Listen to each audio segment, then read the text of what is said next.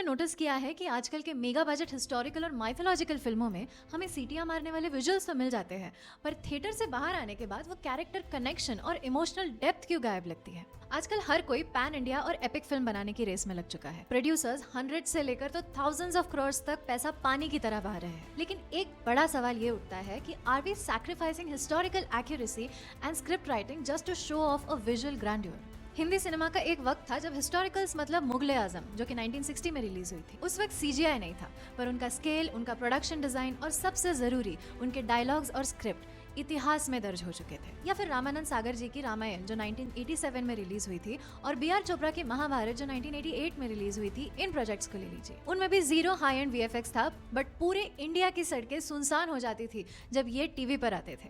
Why?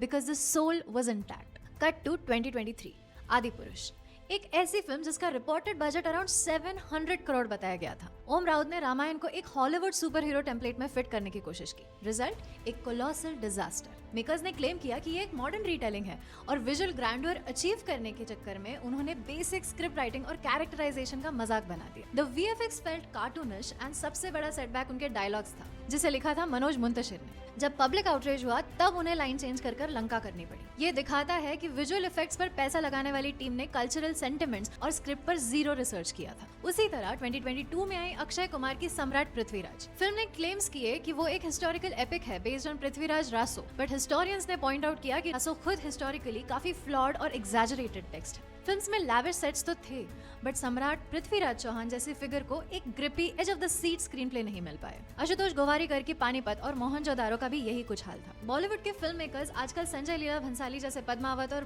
Bajirao Mastani के visual scale copy करना चाहते हैं, पर उनका इमोशनल ड्रामा और फ्लॉलेस म्यूजिक कॉपी करना भूल जाते हैं। अब आते हैं साउथ इंडियन सिनेमा पर। एस.एस. राजामौली की बाहुबली और RRR ने एक स्टैंडर्ड सेट कर दिया है, लेकिन राजामौली सर की खासियत उनका वीएफएक्स नहीं, उनका इमोशनल कोर है।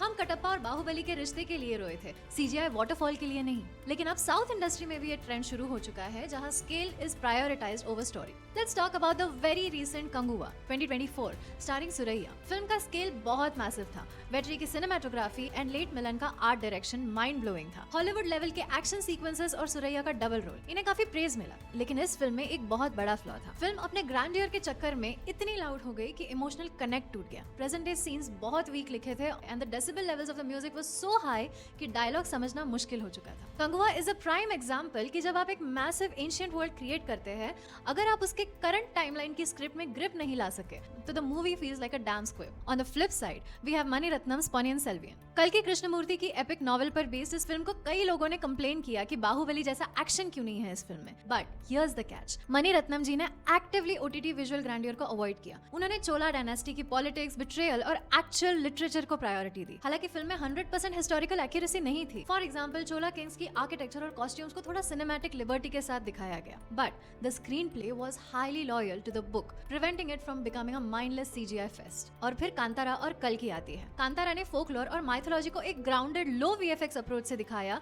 और ऑडियंस पागल हो गई। कल्कि ने एपिक स्केल को महाभारत की माइथोलॉजी और साइफाई के साथ प्रॉपर्ली मिक्स किया, जहां स्क्रिप्ट एक्चुअली विजुअल स्केल को सपोर्ट कर रही थी। So the formula should always be clear. Visuals should always be the tool and not the script itself. अब चलते हैं उस इंडस्ट्री की तरफ जो बॉलीवुड और टॉलीवुड जितने बजट से अफोर्ड नहीं कर सकती, बट स्टोरी टेलिंग में कई बार उन्हें मात दे चुकी है, मराठी इंडस्ट्री।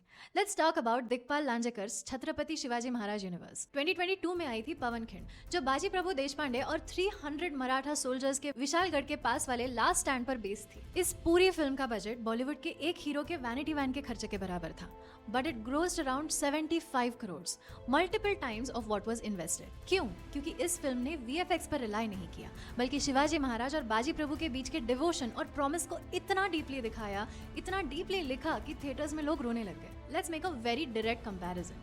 2020 में ओम राउत, जो कि आदिपुरुष के डायरेक्टर है, इन्होंने बनाई थी Tanhaji the unsung warrior. Film massive hit हुई, विजुअल स्टनिंग थे, पर हिस्टोरिकल एक्यूरेसी के नाम पर सिनेमैटिक लिबर्टीज की बारिश कर दी गई थी। हिस्ट्री के बुक्स में हमें तानाजी मालुसरे की स्टोरी अलग पड़ी थी और फिल्म में एग्जैजरेशंस बहुत थे। उसके मुकाबले 2023 में दिग्पाल लांजेकर की आई सुबेदार, जो अगेन तानाजी मालुसरे पर बेस्ड है। सुबेदार टेक्निकल एस्पेक्ट्स में वीक थी, कैमरा वर्क सिंपल था और थोड़ी लाउड थी, but it was far more historically accurate and emotionally absorbing than Om Rao's Tanhaji. Mythology. This proves the massive point. अगर आपके पास स्ट्रॉन्ग कैरेक्टर आर्क्स और एक्यूरेट हिस्ट्री है तो इंडियन ऑडियंस एवरेज सीजीआई और छोटे सेट्स को भी माफ कर देती है। बट अगर आप क्रॉर्स फूक रहे हो और सोल गायब है तो पब्लिक आदि पुरुष जैसा हाल करेगी। तो प्रॉब्लम कहाँ है? फिल्म मेकर्स अब स्क्रिप्ट राइटिंग और हिस्टोरिकल एक्यूरेसी पर ध्यान क्यों नहीं दे रहे? यहाँ 3 मेन रीजंस हैं। The pan India pressure.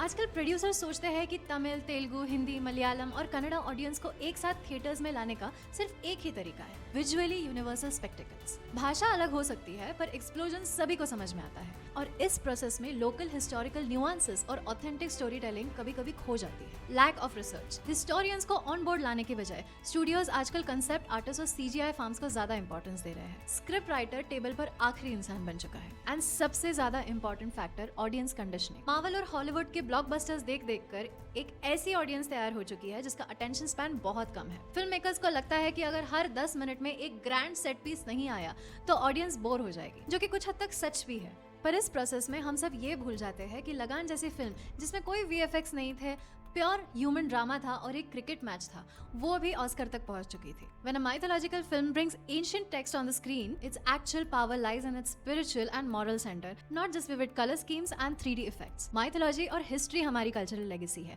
Video games नहीं। In conclusion, visual grandeur is not a crime. हमें इंडिया में बड़ी फिल्में, massive war sequences और top tier CGI चाहिए, but they must act as a beautiful frame of the painting and not the painting itself. अगर पोनियन सेल्वियन, बाहुबली और पवनखिंड जैसी फिल्में वर्क कर सकती है तो इट प्रूव्स कि स्क्रिप्ट, रूटेड कल्चर और एक्यूरेट कैरेक्टर राइटिंग ही हमेशा किंग रहेगा। Filmmakers need to realise कि आप अगर थाउजेंड्स करोड़ लगाकर हनुमान जी को किंग कॉन्ग की तरह प्रेजेंट करेंगे या हिस्ट्री को डिस्टॉर्ट कर देंगे तो इंडियन ऑडियंस टॉलरेट नहीं कर पाएगी। आपको क्या लगता है, क्या अपकमिंग फिल्म्स जैसे रामायण और महाअवतार या बाकी एपिक इस पैटर्न को तोड़ पाएगी?